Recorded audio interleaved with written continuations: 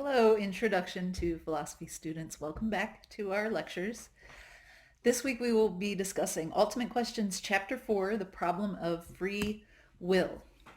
I will start with an introduction to the problem, why it's a problem, and then we'll look at two categories of answers, categories of responses or solutions that people have offered to this problem: incompatibilism and compatibilism.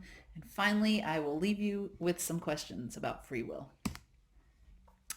Okay, so as an introduction, what is the problem of free will? Well, the problem is a tension between two ideas. First idea is that it seems like we're free to make choices, that in some sense what we do and our future and the present moment, how you act in the present moment, is up to you. You get to decide, or you're in control of how you make choices. On the other hand, it seems like the past is determined, that we're part of a causal chain, just like every other part of the universe is part of this causal chain. And what we do is determined in part by our past and not by us in the moment. So that's the general tension. So now let's look a little more deeply at that. So when I talk about being free to make decisions, to make choices, that what you do is in some sense up to you, we have this illustration that starts out the chapter that I've recreated here. So here's John, and John is making a decision about his future, and he's considering whether he wants to, he's just graduated high school, and he's considering, does he want to go to Florida and work for a year with a friend? They've got this opportunity to do that. Does he want to go to college? He's gotten this great acceptance letter from NCSU, his favorite university. Or he could just stay home and sit on the couch at his parents' house and watch Netflix all year. And so he's contemplating his future, trying to decide which of these things that he wants to do. And it seems like in this moment, at least from John's perspective, it seems like the future is actually open to him. He could make any of these decisions. He gets to choose what he does with the coming year. Okay, at the same time, we can bring in the past. And John, because of his past, has been sort of endowed with certain desires and a kind of character and values about what's important to him. And it seems like his present, how he feels in the present moment, the fact that he's considering these very options in the first place, were determined by what he inherited from his past, those desires that he has, the things that he values, his kind of upbringing, his genetic makeup, and his values, it seems like, are the outcome of those. And so how he decides what to do in the future seems to be, in some sense, determined by what his values and desires and beliefs are. That, again, is the problem of free will. It's how we make sense of, in the present moment, it seeming like things are genuinely up to us, like what we do is up to us, like we have control over our lives, and that we are the way we are because of our past, and that past has determined how we're going to make those decisions. So how can that be up to us if it's at the same time determined by what has happened in the past to us? Okay, and determinism seems to suggest that the past, given the way the past was and the genes that you're born with and the values that you've inherited from your upbringing and the kind of character you've developed, which wasn't entirely up to you, it seems like given the past, you're bound to make whichever decision you actually end up making. So in John's case, he ends up going to college, and it seems like that's the outcome of his values and desires and beliefs and upbringing and all those things we've been talking about. Okay, so how do we make sense of the future actually being open to him to decide, oh, I don't want to go to college. I want to go to Florida and work for a year, or scuba dive for a year. How do we make sense of that kind of seeming openness from John's perspective, which is there in the present moment, together with this idea that it seems like whatever he chooses was determined by the past? And you'll notice that the past and the future, and this illustration is supposed to bring that out, they're very different, because the past He can't do anything about that, right? That's no longer in his control. The past is done. It's a done deal. Whatever happened to you in your past, you cannot change any of that. But it seems like the future is different from that we actually can shape the future with what we do, and we get to decide what to do to shape the future. So the past and the future seem different in that way. But if the future is determined by the past, then maybe they're not as different as they seem. Okay, so again, free will, the problem of free will, the reason it's a problem is due to a kind of friction or tension between these two ideas. Determinism, which says that the past determines the future, that given the way the past was, there's only one way that the future can unfold. That's the one idea. And this idea that what we do is genuinely up to us, that we get to make choices in our lives. That's the freedom component. So the problem of free will says there's a kind of tension here. And to understand determinism, we get this question from one of the food for thoughts in the textbook. If we were to roll back time to the year 1950, would history unfold in the same way as it actually did? Okay, with Kennedy being assassinated when he was, and up to the current moment of what's going on in America. And what happened within your family? Would your mother have given birth in exactly the same way? Or would you be sitting exactly where you are in exactly the position that you're sitting in with your legs crossed or uncrossed or leaning back or watching this in bed, wherever you happen to be? Would you be doing exactly that if we were to roll back the clock to some particular moment in 1950 and just let things unfold again? If you think yes, the future would have to develop in exactly the same way because we're setting things exactly as they were initially at some moment in 1950, down to the placement of each hair on your grandparents' heads. That exactly, the placement of each leaf on each tree would be exactly the same as if we rolled back the clock in this hypothetical scenario. Everything would be exactly the same at the moment we roll it back to, and then we just let it unfold. Well, the idea is that if everything is exactly the same at that moment, because we understand how causation works, everything would have to be exactly the same at the very next moment, because whatever was happening at that moment in 1950, where we set the clock back to, is going to cause the same stuff at the very next moment, because it's exactly the same. If there's no difference there, then how things actually were. And we're talking about no differences at all, like not even the placement of electrons or the wind currents that were in the air. Everything is exactly the same at one moment. It seems like it would have to be exactly the same at the next moment. And if you agree that that's correct, that would mean that up to this present moment, everything would be exactly the same, because if things were exactly the same at the first moment and then that caused them to be exactly the same at the next moment, then it would just carry on and so forth until the present moment.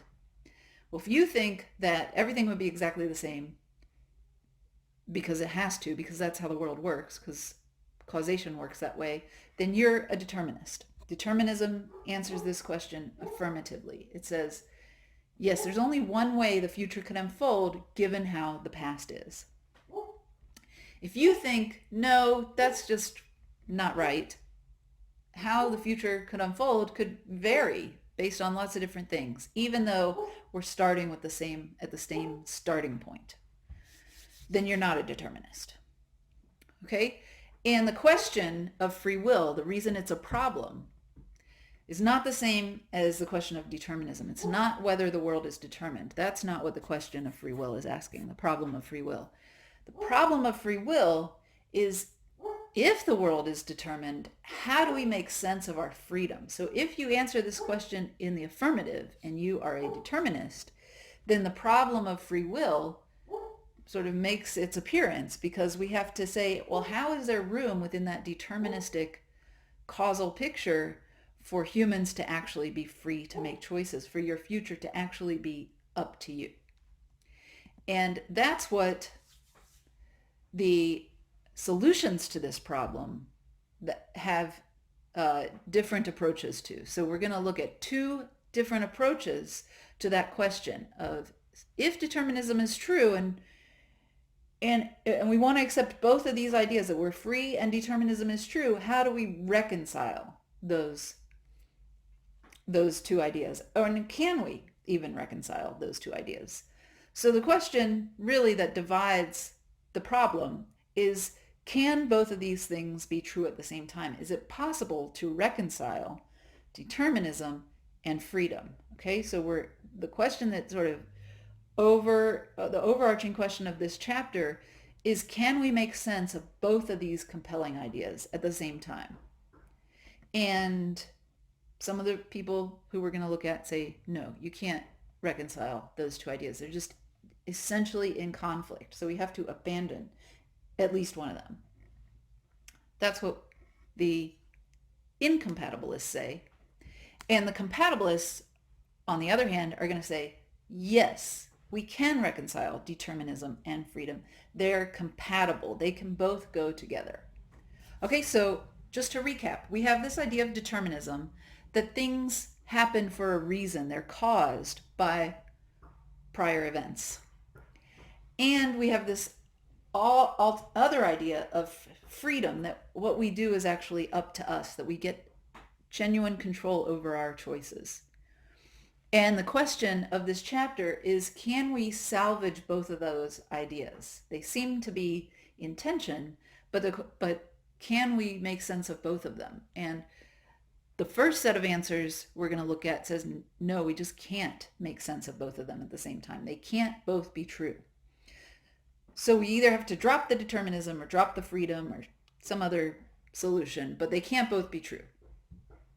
The compatibilist, on the other hand, says, yes, we can have our cake and eat it too. We can be free even though the world is deterministic, even though it operates according to these causal laws in the way we've been discussing. Okay, we're going to look at a few different versions of incompatibilism and compatibilism. So on the incompatibilism side, we're going to consider three perspectives: hard determinism, indeterminism, and libertarianism. The hard determinist is going to say, okay, remember again, the incompatibilist says determinism and freedom cannot both be true. So the hard determinist is going to say, keep the determinism, drop the freedom. So because determinism is true, we must not be free. That is hard determinism. Careful to distinguish that from determinism. Okay, the hard determinist thinks that determinism is a threat to freedom and agrees that determinism is true. Indeterminism says we'll keep the freedom. Determinism is false. That is indeterminism. So again, the incompatibilist thinks determinism and freedom are in conflict. The hard determinist goes with the determinism, and the indeterminist goes with the freedom. Okay, says no, determinism is not true and we're free. That's indeterminism. Indeterminism is just the view that determinism is false.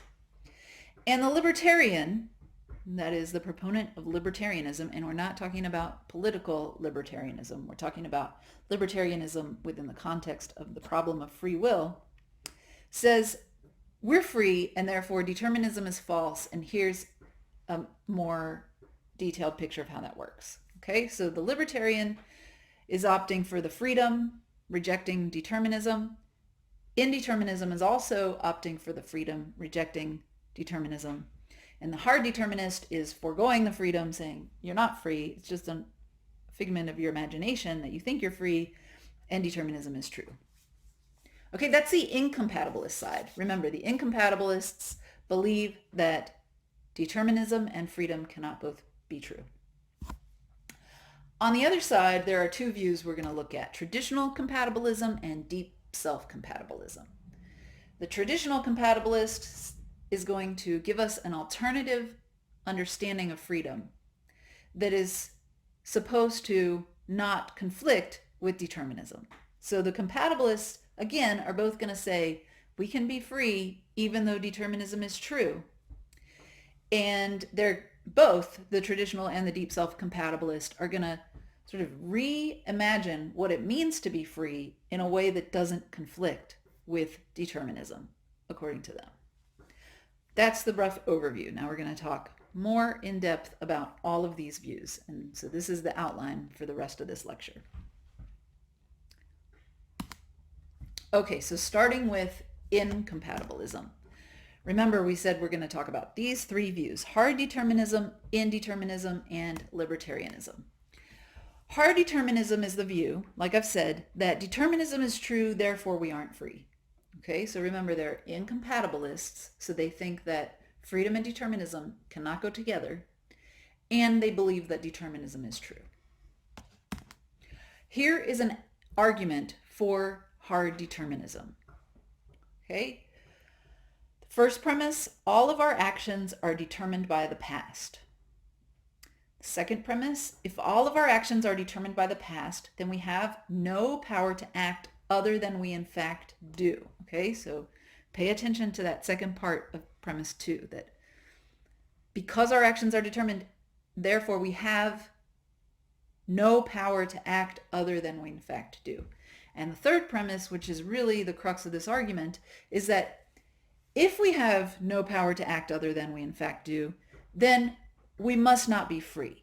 Okay, so it's because we have no power to act other than we in fact act that we can't be free.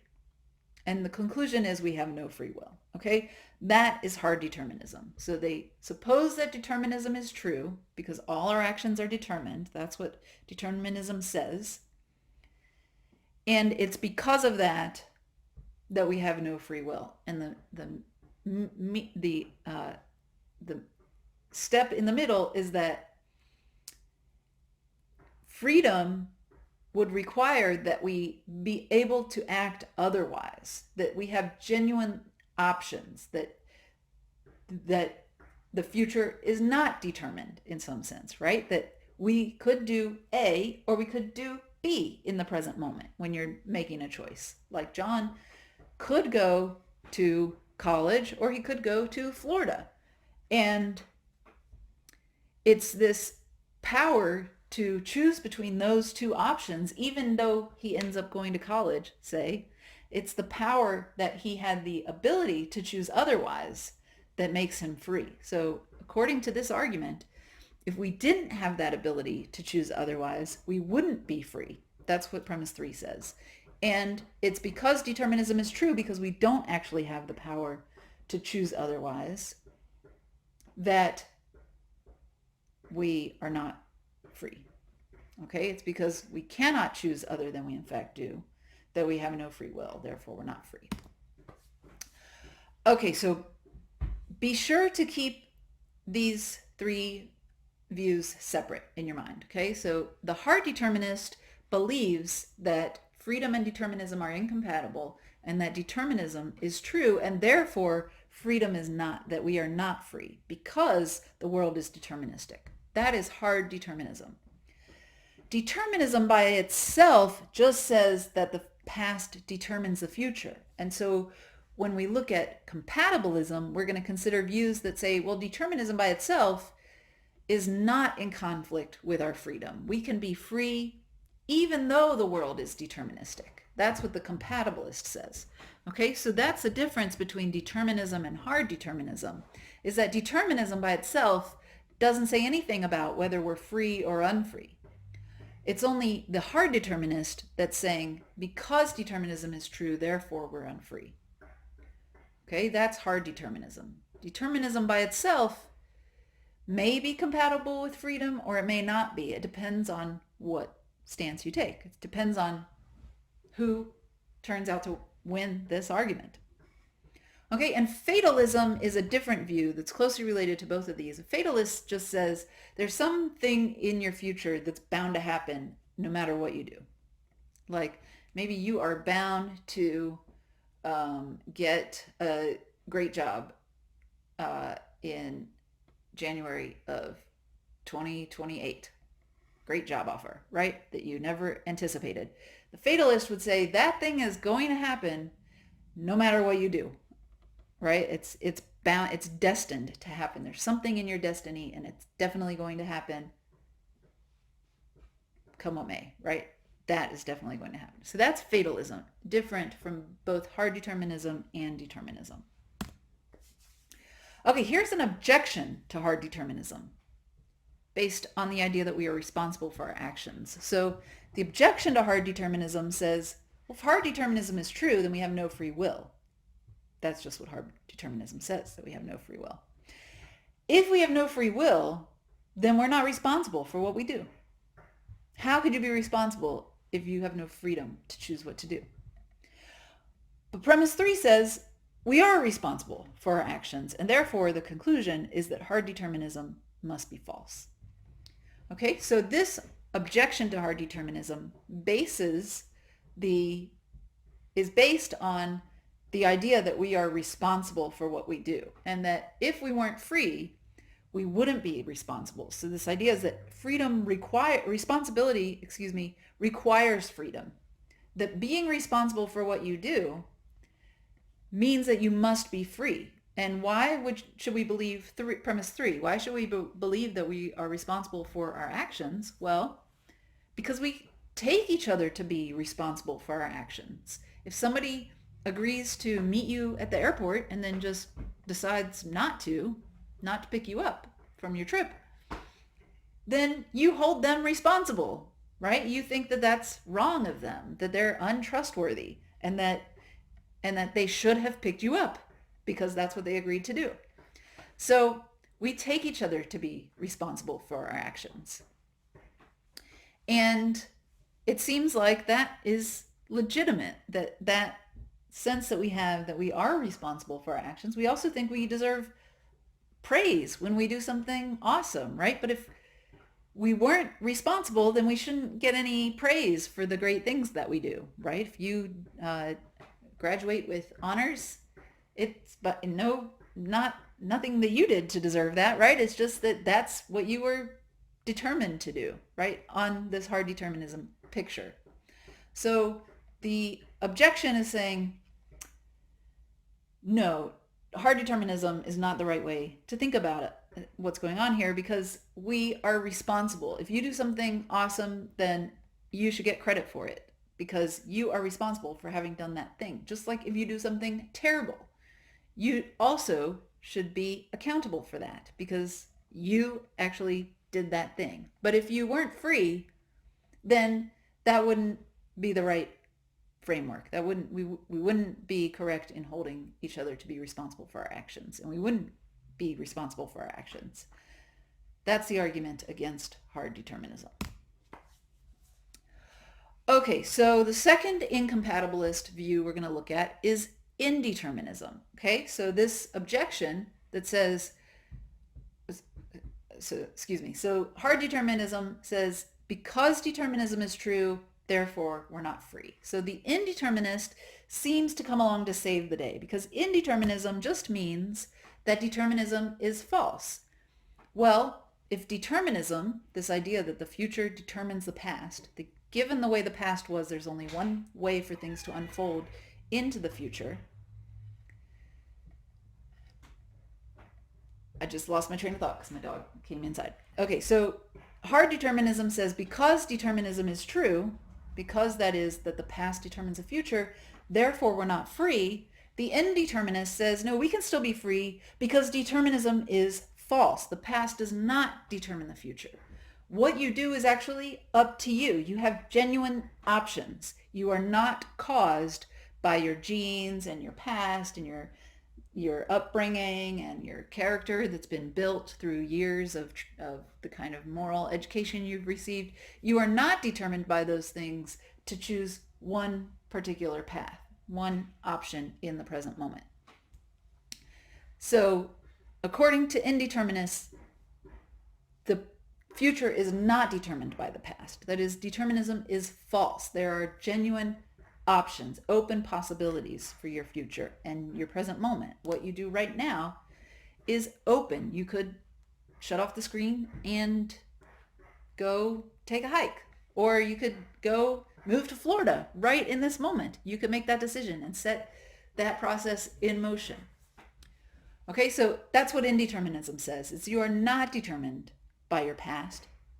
What you choose in this moment is genuinely open because the future is not determined.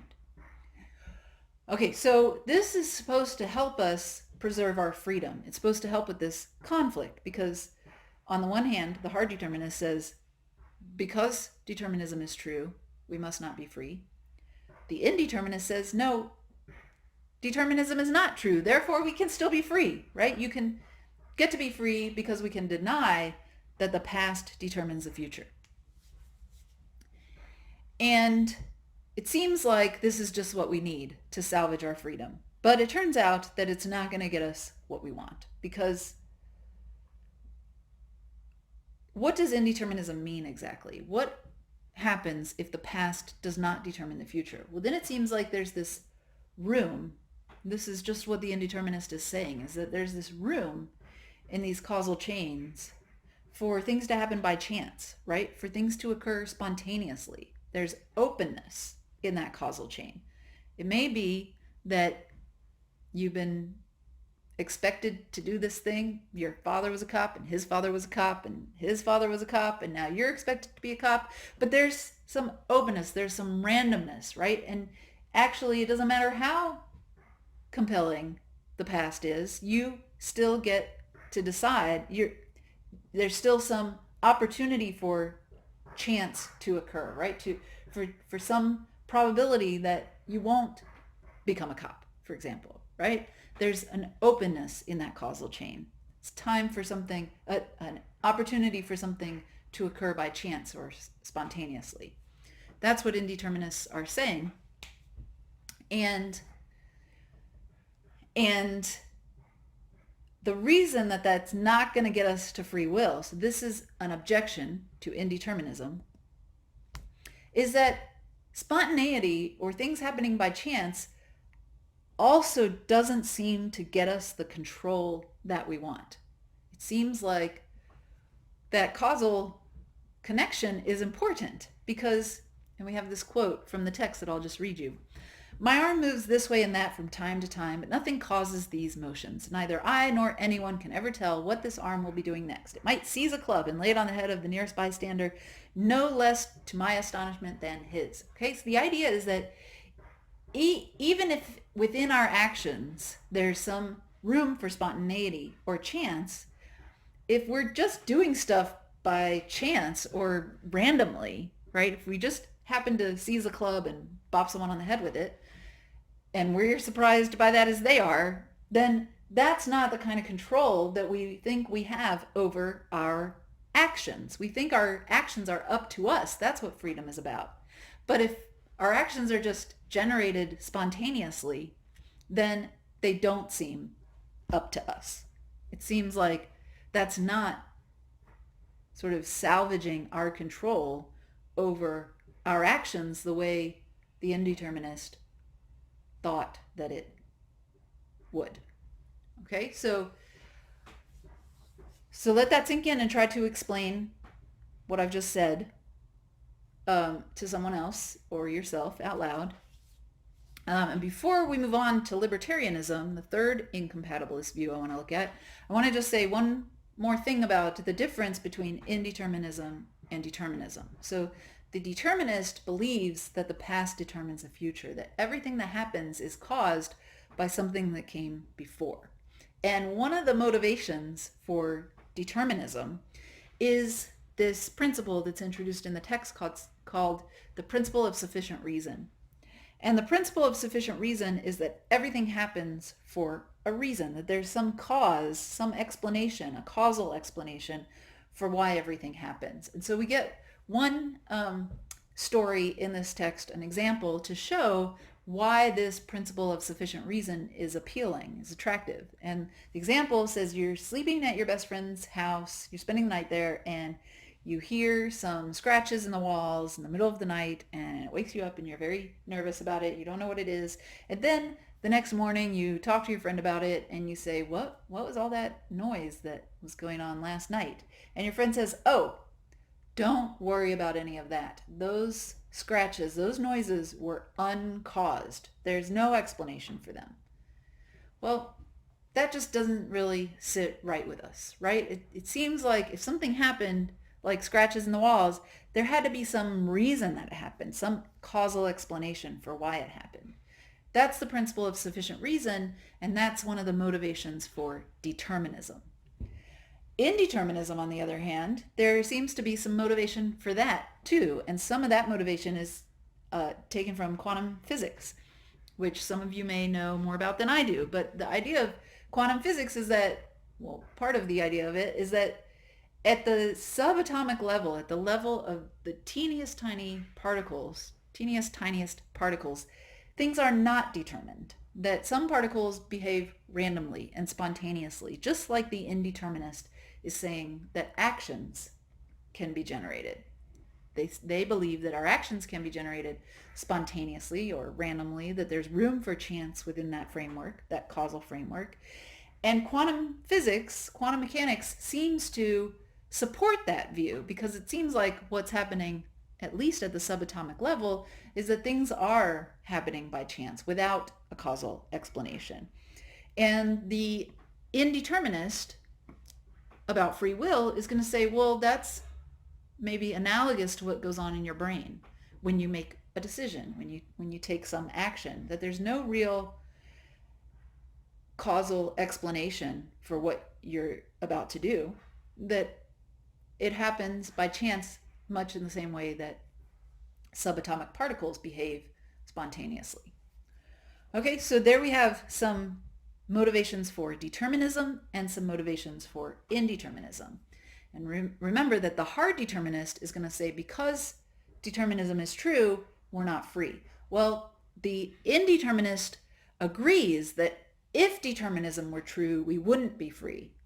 But since we are free, determinism must not be true. And so they're giving support by looking at quantum mechanics for their idea that determinism is not true, and therefore that we can still salvage our freedom. Okay, but the reason indeterminism is not helping is that we don't want our actions to be spontaneous any more than we want them to be caused, fully determined by our past. What we want is for our actions to be up to us. And that is where the libertarian comes in. Again, this is not political libertarianism. This is libertarianism about free will. And the libertarian says, human actions are a special kind of thing in the world. They're different from just being the result of a causal chain, from being like any cause or effect that's embedded within a causal chain. They're different from those kinds of causes, but they're not just spontaneous, like the movement of subatomic particles according to quantum mechanics. Human actions are uncaused causes, right? They're not caused by what came previously. They are generated by agents. That's us, the agent. Humans are agents who cause things to happen without themselves being caused by the past to cause those things to happen. Okay, so think of the dominoes in this story. That you can picture a set of dominoes standing up in a nice straight line, and you tip the first one and the second one falls and the third one and so on. Dominoes are caused completely by what came before, right? They're caused to fall. Each domino in that example is caused to fall by the domino before it that fell. And the initial domino is caused to fall by a person, right? And the idea is that that initial action is different from every other step in that series of dominoes falling, because the initial action starts from an agent. Someone like us, a person, can actually interfere with the causal chain, in the sense they can make stuff happen, physical stuff. We can push around those dominoes or throw balls like this one, right? We can move stuff around, but we aren't ourselves caused to behave in those ways like the ball was caused by me to move in that direction. Okay, so human agents have this unique power, and that is to cause stuff without ourselves being caused. That's libertarianism. That's what we want freedom to do, right? We want freedom to put the power in our hands, to move ourselves and the world about as we choose, as we go around making stuff happen. Okay, and that's why libertarianism points to this special kind of causation, agent causation. That is stuff that agents, that is people with the power of agent causation to interact with the causal chain, move stuff around in the world, make stuff happen without ourselves being determined or caused to make that stuff happen. What are some objections to libertarianism? Because every view we've looked at has objections. And like I said in the first lecture, a lot of these problems we're looking at have multiple answers. That is, multiple views and perspectives have been developed in response to these problems. It doesn't mean that they're all correct, just because we haven't figured out who's right yet, right? The reason that there's a debate here, a genuine debate, is because we agree that we're not all correct, but, or at least the people who defend these views agree that not all of them are correct, and they're giving reasons or arguments for believing that their view is correct or that the other views are wrong. So now we're looking at arguments against libertarianism. Libertarianism, again, says that what we do is uncaused. The origins of our actions are us, are the agents themselves who cause them. We are not caused by the past. So what's the problem? Well, first we get this example of Alexa, who's extremely depressed, and she can't get out of bed in the morning, and she just lies around moping, and she can't even take out the trash. She's having a rough time, right? Well, do you think Alexa's actions are really up to her? Because the agent causation theorist, a person who believes in libertarianism, says that even Alexa is not determined to be the way she is by her past. But it seems like, and certainly psychology suggests, that why Alexa can't get out of bed is not up to her, that it's determined by maybe stuff she's been through or her chemistry, her biological makeup. And so it's not as if Alexa is this free agent able to just get up but choosing not to. She's actually caused through her depression to be stuck in bed, to not be able to take out the trash. So if you believe that that's the correct picture, then you're not a libertarian, because you're saying at least sometimes we are caused by our past, by physics, the physics of our bodies, our biology, our chemistry, to behave in certain ways. And that's just what libertarians are denying. The second objection to libertarianism is Occam's razor. And Occam's razor is also known as the principle of simplicity. And the idea is that when you have two alternative explanations for something, and they each explain it equally well, you should go with the simpler explanation. Okay, so let's go back to the scratching in the walls, right? If you heard the scratching in your walls while you were asleep at your friend's house, and your friend said, your friend gives you two options, right? The first option, they say, oh, there's squirrels in the attic. There's a hole in the soffit, and the squirrels got in, and now they're in the attic, and we've tried to get them out, but they keep coming back, and that's what the scratches were, right? That's a simple explanation, because we're all familiar with squirrels. They're part of our sort of beliefs about what there is around us. But let's suppose that your friend said instead, oh, there are magic fairies, and the magic fairies created some squirrels and put them in our attic, right? Well, this explanation is going one step beyond what it needs to. And that's what makes it the less simplistic explanation. And Occam's razor is a principle that says if you've got two explanations, like, oh, the scratches were caused by squirrels, or the scratches were caused by fairies that it created squirrels and placed them in the attic, go with the simpler explanation because that's the one that's more likely to be correct. Okay, so Occam's razor in this case says agent causation is just this kind of spooky, mysterious thing that we don't need to add in. Just like the fairies who invented the squirrel, who created the squirrels, we don't need to take that extra step. We can understand human action just by looking at the physics of neurobiology, right? Our brains and the way they function, the physical pieces, right? And it seems like, our brains are part of the physical world like anything else, like chairs and tables and our hands. Our brains, get stimulated by certain sensory impressions, and then they fire electrons or electric impulses, and the firing causes chain reaction, physical reaction in your body, and your arm extends if that's what you're deciding to do, right? So it seems like we don't need to add this special feature into the world called agent causation, which nobody's really given a solid account of. We can explain human action without this mysterious thing called agent causation that nobody's given an adequate explanation of. Okay, so Occam's razor says the simplest explanation is just that we're part of the physical world like anything else, and agent causation is not necessary to understanding human action.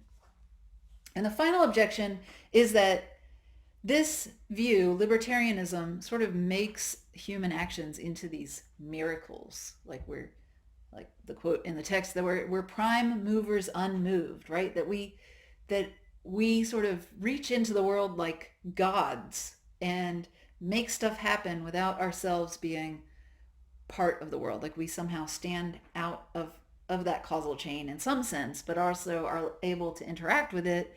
And that seems like it would just take a miracle for us to be these divine-like creatures that can will without ourselves being determined by causal events like the rest of the physical world. So those are the three objections to libertarianism. Okay, so again, where are we at?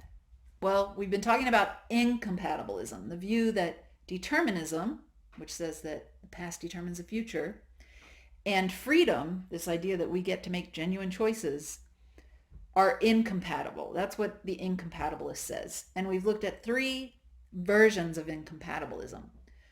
Hard determinism, who saves the determinism and forgoes the freedom. Indeterminism, which saves the freedom on the basis of denying determinism. And libertarianism, which is a version of indeterminism, which says that determinism is false. That's the part of indeterminism that they're saying, yeah, that's correct. Determinism is false. The future is not determined. But in this framework, within our causal picture, there's this special substance, special kind of event called agent causation. And that's how we get to preserve control, right? The kind of control that it feels like we have is by positing this thing called agent causation. So we've looked at objections to each of those views, and now we're going to turn a big page in this lecture and talk, instead of talking about incompatibilism, which says determinism and freedom are not compatible, we're going to look at versions of a view called compatibilism. And the compatibilist says, actually, this tension between determinism and freedom is not real. We can resolve this tension, and we can get our cake and eat it too. We can have determinism be true, the world be determined causally, just like it seems like all physical things are, and we can still salvage our freedom. So that is the view called compatibilism. We can have it both ways. We can save determinism and freedom. Okay, free will and determinism are compatible. That's what the compatibilist says. Okay, so remember from the introduction, this is our outline for the chapter. So we talked about those three incompatibilist views, and now we're going to move on to talk about compatibilism. And specifically, we're going to look at traditional compatibilism and deep self-compatibilism. Okay, so the general strategy of the compatibilist is to accept that determinism means we cannot act other than we in fact do, but to deny that that's what it means to be free. So they're going to shift our definition of freedom to something else. And they're going to say that freedom is not being able to choose otherwise. It's not having those genuinely open alternatives like it was on the incompatibilist picture.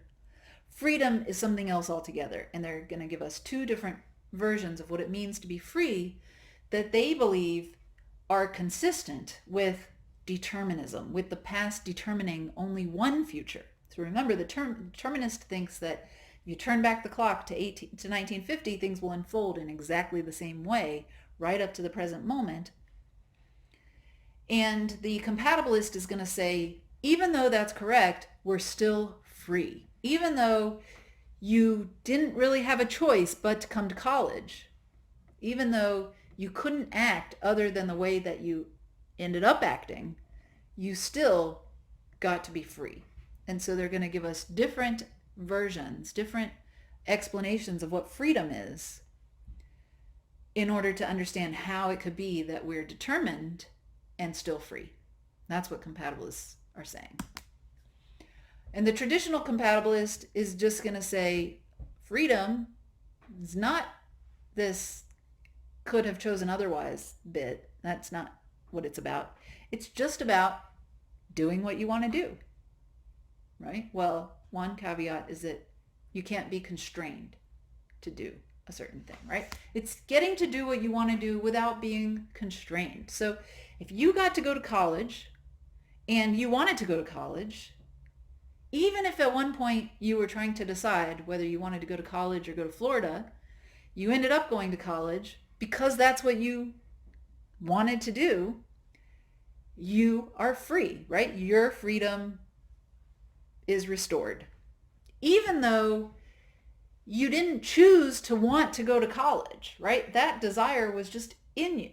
And it got in you because of your past and your experiences and your upbringing and all those things we were talking about.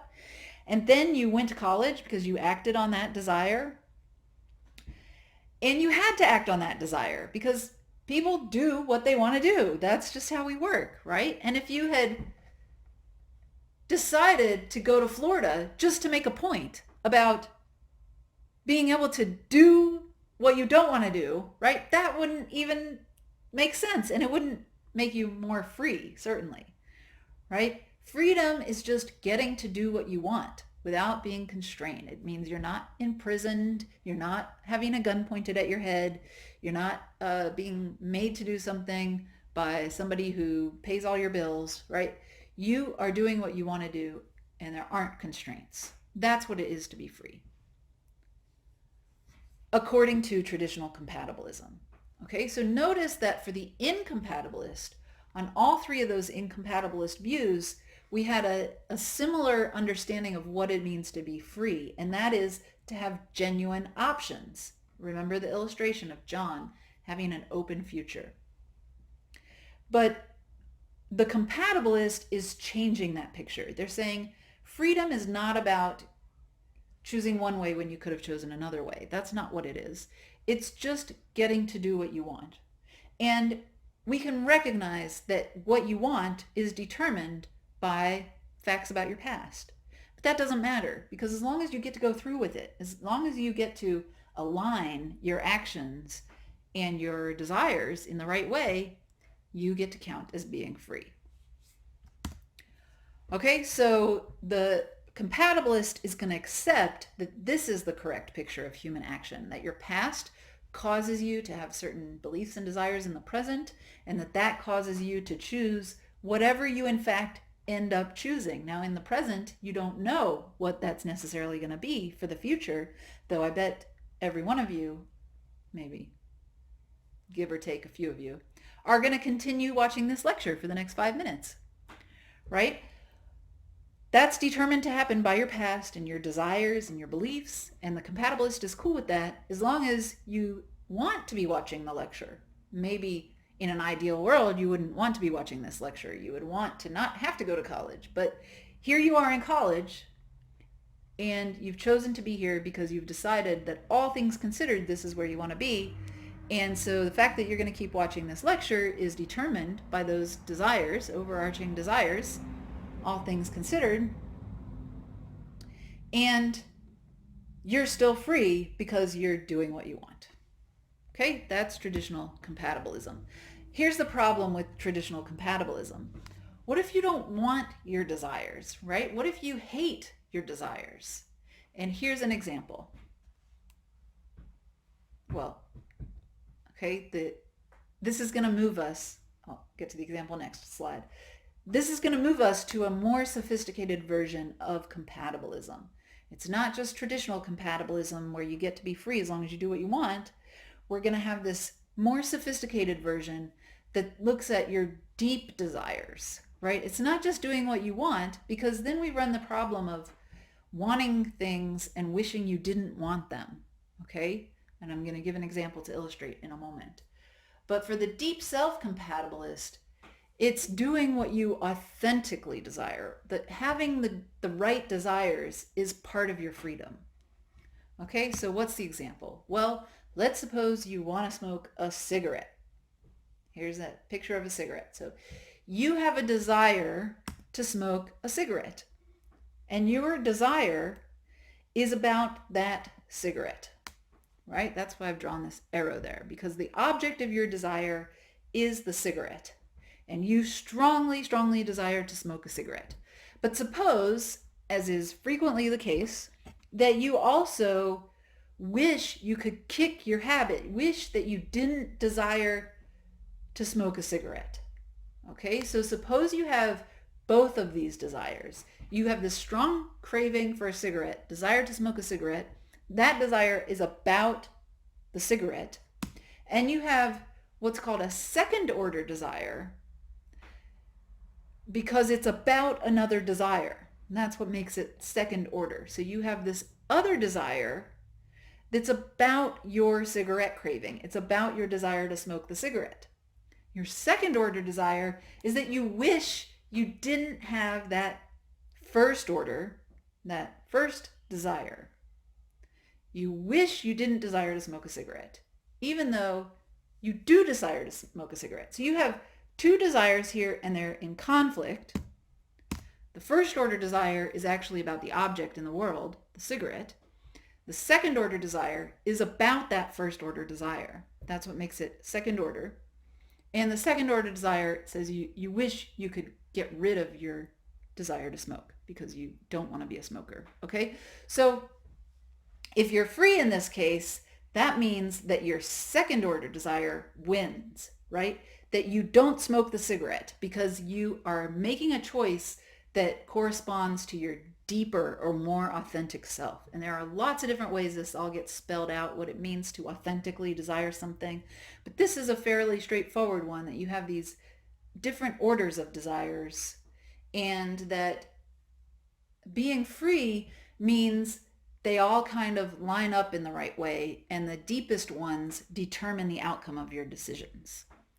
Okay, so remember, none of this requires that you're able to choose otherwise than you in fact do end up choosing, because what desires you have and how strong they are and which desire is going to end up winning out, like all that stuff, you don't control. Your desires are in you as a result of your past and your genes and all that stuff. But as long as your desires align in the right kind of way, you still get to be free, according to compatibilism. And we've just looked at two different versions of how that story gets told. Okay, before I leave you, I want to leave you with some questions. So the first question is, are we always responsible for what we do? So we saw that responsibility played a key role in rejecting hard determinism.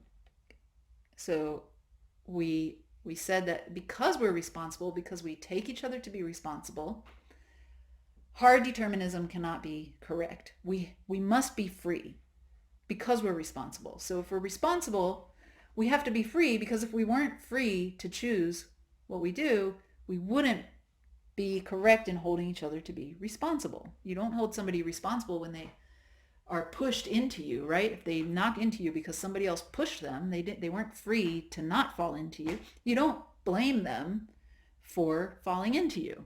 Okay? So seems like responsibility requires this kind of freedom, that freedom is a necessary condition for being responsible. This question asks, well, is that right that we're always responsible? And what are some cases when we're not responsible? And this food for thought exercise, which there are so many good food for thoughts in this chapter, and there are definitely going to be several of them posted as discussion prompts that you can choose with your group to discuss. This food for thought is looking at particular hard cases, right? Like drunk driving. Are you responsible if you choose to drive drunk, right? What if you're so drunk you don't even remember driving drunk? Are you responsible for driving drunk then? And why or why not? Okay, how about you drink too much and then you decide to get up on a table and dance naked, right? How about that? Is that different from drunk driving? Are you still responsible for naked dancing if you were very intoxicated? Okay, how about addiction, like cigarette addiction? Are you responsible for smoking a cigarette when you're addicted to cigarettes? Let's say you became addicted because your parents encouraged you to smoke cigarettes as a stress relief when you were 14 years old, right? And you've been smoking since then. Are you responsible for smoking the next cigarette? And then we looked at the 10-year-old thief in this food for thought. The 10-year-old who steals money from their parents, and their parents are both professional thieves, right? Is the 10-year-old responsible for stealing? Or, on the other hand, what about a 10-year-old who gives away all their Halloween candy to their younger sibling? Are they responsible for that, right? Is that different from the 10-year-old thief? And why or why not? Okay, so it's fun to kind of think about these hard cases and whether we're responsible or not. And I hope some of you will want to discuss them. Okay, the next question is about Claude, who was proposed on page 88 as this erratic character who just does what he wants for no good reason, right? He just like behaves just completely erratically and in non-expected ways, just being like silly and outrageous all the time. And the question that's posed is, does Claude have free will? And why or why not? Okay. Related to that question is this other question, which is, we talked about it a little bit, but suppose I've said that you're going to keep watching the next 5 minutes of this lecture, right? I said that a few minutes ago, and here you are still watching this lecture. But suppose instead of continuing to watch this lecture, just to prove a point, you just shut down your computer and you go outside and you yell at the top of your lungs just to demonstrate your freedom. Would that be a demonstration of your freedom? Does that show that any of these theories is correct or incorrect? Those are the parts of the second question I want you to think about. And finally, talking about authentic desires, like we can talk about that first order, second order desires, like we talked about with the cigarette and the desire to kick that addiction. And there can be third order desires, like if you wished that you weren't so concerned about whether you're addicted or not, right? Your friend just smokes cigarettes freely without worrying about it. Maybe you wish you could be more like your friend and not have these conflicting desires, right? Well, how do you think it makes sense to think about your authentic self or your authentic desires? And do you have any desires that are inauthentic, that aren't really desires that you feel like you genuinely identify with as part of your true self? Maybe you have tremendous pressure in your family to pursue a certain career path.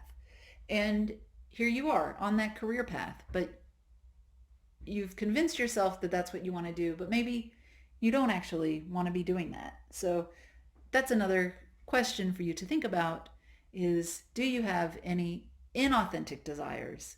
And if so, which ones are they? And where did they come from? How did you get these desires? And what are you going to do about it? I want to know the answers to all these questions. So thank you for watching this lecture about free will, and I hope you have a free week. And I will see you next week, if that's the way the cards fall.